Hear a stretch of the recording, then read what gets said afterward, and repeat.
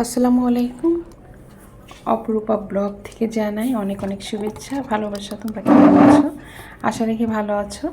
চলছে পবিত্র মাহে রমজান, আর আমরা সারাদিন রোজা রেখে সারাদিন রোজা রাখার পর পানীয় যে খাবারগুলো আছে সেগুলো আমরা বেশি বেশি গ্রহণ করব।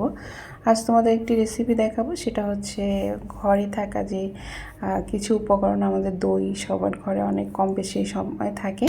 আজ আমি একটি মিষ্টি দই দিয়ে একটা লাচ্ছি তৈরি করব।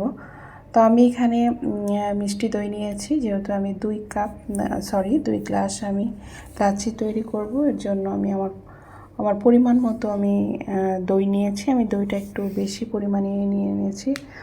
এখানে 4 চামচ দই নিয়ে নিব, আর সাথে কলা দিব। আর এখানে আমি কোনো পানি ব্যবহার করব না। দইয়ের ভিতর যে পানিটা, আমরা দইটা খাওয়ার পর যে পানিটা গলে, সেই পানিটা আমি দিয়ে দিয়েছি। আর এখানে আমি কলা দিয়েছি। আমি কিছু কলা ভিতরে দেবো, মানে আমার আবার ওইভাবে কলাটা খেতে ভালো লাগে, দইয়ের মধ্যে যে কলাটা দেওয়া হয়। এরপর আমি দুধ দিয়ে দিয়েছি, একটু ঘন করে দুধটা দেওয়া হয়েছে। যেহেতু স্পেশাল লাচ্ছি আমি বলছি, কারণ স্পেশাল লাচ্ছিতে কোনো পানি ব্যবহার না করাটাই ভালো। যেমন আমরা নর্মাল যে লাচ্ছিটা খাই সেটা কিন্তু বরফ ইউজ করা হয়, তো বরফ তো এটা পানি। তো তোমরা যদি এইভাবে বাসায় বসে এই লাচ্ছিটা তৈরি করে খেতে পারো, দেখবো অনেক মজার একটা লাচ্ছি হয়েছে। আর সাথে আমি একটু সামান্য পরিমাণে চিনি দিয়েছি, কারণ মিষ্টিটা হলো যার যার পছন্দ মতো। তোমরা মিষ্টি নাও দিতে পারো, কারণ যেহেতু এখানে মিষ্টি দই ব্যবহার করা হয়েছে, কলা ব্যবহার করা হয়েছে। তো অলরেডি আমার লাচ্ছি তৈরি শেষ। এখন আমি গ্লাসে ঢালছি, আর এর মধ্যে আমি কিছু কলা দিয়ে দিয়েছি, কারণ আমার দইয়ের মধ্যে কলা খেতে ভালো লাগে, তাই আমি মানে আমার পছন্দ মতো কিছু কলা দিয়েছি। তো তোমরা কলাটা স্কিপ করতে পারো, যেহেতু আমি কলা এখানে কিছু কলা দিয়েছি, এটা কী করার জন্য। এদিকে আজ আমি আরেকটা রেসিপি তোমাদের সাথে শেয়ার করব। দেশি মোরগ, যেটা, এটা মুরগি বলবো না, এটা মোরগ। দেশি মোরগ কীভাবে রান্না করে, মানে আমি যেভাবে রান্না করি, আসলে কে কীভাবে রান্না করে ওটা আমি ফলো করি না, কিন্তু আমি যেভাবে রান্না করতে পছন্দ করি আমি সেভাবেই তোমাদের সাথে শেয়ার করব। রান্না তো অনেকভাবে অনেকে অনেক জেলায়, মানে রান্নাটা হচ্ছে এক এক জেলার রান্না কিন্তু এক এক রকম হয়ে থাকে। তা আমার 2টা মোরগ নিয়ে আসছে বাজার থেকে। মোরগগুলো অনেক বড় বড় ছিল। তো এটাকে আমি ভালো করে কেটে নিয়েছি। ছোট ছোট করে টুকরা করছে, মানে বেশি বড় করলে এই মোরগগুলো কিন্তু সিদ্ধ হতে চায় না, এটা সিদ্ধ হতে কিন্তু সময় লাগে। তো আমি আজ এটা দিয়ে এই মোরগের ভিতরে একটু পেঁপে দিব, পেঁপে দিয়ে রান্না করবো। তো এখানে আমি হলুদ লবণ দিয়ে আমি মাংসটাকে একটু মেখে রেখে দিয়েছি। এরপর এখানে তেল দিয়ে দিয়েছি। তেলটা পরিমাণ মতো, কতটুকু মাংস রান্না করবো সেটা তো সবাই জানে।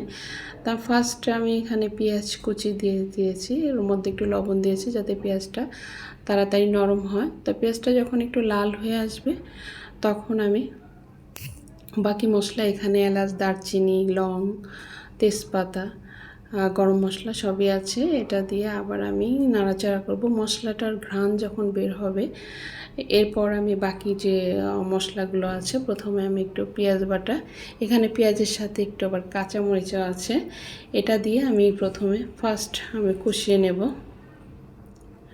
আর রান্নাটা হচ্ছে আসলে কষানোর উপর অনেক কিছু নির্ভর করে। কষানো ভালো হলে কিন্তু রান্নাও অনেক মজার হয়। অল্প কষানোতে তরকারিটা কেমন একটা কাঁচা গন্ধ আসে। তো এইভাবে আবার বেশ সময় আমরা নাড়াচাড়া করব, যত সময় কাঁচা গন্ধটা আমাদের বের হয়ে না যাবে। এবার আমি বাকি উপকরণগুলো দিয়ে দেবো। বাকি এখানে হলুদ, মরিচ, ধনিয়ার গুঁড়া, জিরার গুঁড়া, তারপরে হচ্ছে আদা রসুন বাটা একসাথে। এবার মাংসটাকে আবার আমরা 5 মিনিট ধরে খুব ভালো করে এটাকে কষাতে হবে। যখন দেখব কষানো তেলটা উপরে উঠে এসেছে, এবার আর কষানোর সময় একটু পানি ব্যবহার করবে, যাতে মশলাটা পুড়ে না যায়, এটা সবসময় খেয়াল করবে। তো এবার আমি মাংসগুলো দিয়ে দেব এক এক করে। সব মাংসটা আমি মশলার মধ্যে দিয়ে দেব। আর তোমরা যারা কিভাবে কে কী রান্না করো, এই দেশি মুরগির রান্নাটা কে কীভাবে করো অবশ্যই কমেন্ট করে জানাবে। কারণ রান্না এক এক জেলার রান্না কিন্তু এক এক রকম হয়। যেমন আমাদের এলাকার রান্না এরকম হয়, তাই আমি এভাবেই করি, আর আমার কাছে এভাবে করতেও ভালো লাগে। তো আমি সমস্ত মাংসটা ঢেলে দিয়েছি, এবার ভালো করে কষিয়ে নেব। দেখো আমার কিন্তু কষানো প্রায় শেষের দিকে, একদম মশলার সাথে মাংসটা খুব সুন্দর মিশে গেছে। তো তোমরা যারা বড় মুরগি রান্না করবে, একটু যদি পেঁপে দিয়ে রান্না করো, পেঁপের পরিমাণ কম দেবে, তাহলে দেখবে মাংসটা একদম সিদ্ধ হয়ে গেছে। এর আগে আমি একবার রান্না করছি, তখন বুঝতে পারিনি, তো ভেবেছি হয়তো সিদ্ধ হয়ে যাবে, কিন্তু মাংসটা সিদ্ধ হয়েছে কিন্তু একটু শক্ত রয়ে গেছে। তো এর জন্য এবার ভাবছি যে না, এভাবে আর রান্না করা যাবে না, পেঁপে দিয়ে আমি রান্না করব। তো আমি এখানে 2 ফালি পেঁপে টুকরা টুকরা করে কেটে নিয়েছি। এবার এই পেঁপে দিয়ে মাংসটাকে আর তার আগে আমি বলি, পেঁপেটা কিন্তু আমি হাফ সিদ্ধ করে নিয়েছি, যাতে পেঁপের একটা গন্ধ থাকে, কিন্তু এই গন্ধটা যেন চলে যায়। তো এখানে মাংসটা যখন ভালো করে কষানো হবে তখন কিন্তু পেঁপেটা দিতে হবে, না হলে কিন্তু পেঁপে গলে যাবে। তো এদিকে পেঁপেটাও একদম আস্তে আস্তে থাকবে, আর মাংসটাও সিদ্ধ হয়ে যাবে। এদিকে আমি এখন ঝোলের পানি দিয়ে দিয়েছি। তো অলরেডি এখানে আমার আছে জিরা গুঁড়া, গরম মশলা, দারচিনি। তো আমার রান্না প্রায় শেষের দিকে, তো আমি জিরা গুঁড়া, গরম মশলা, দারচিনি, অন্য এই মশলাগুলো আমি এবার দিয়ে দিয়েছি। এটা অন্যভাবেও রান্না করা যায়, আরেকভাবেও আমাদের এলাকায় এই রান্নাটা করা হয়।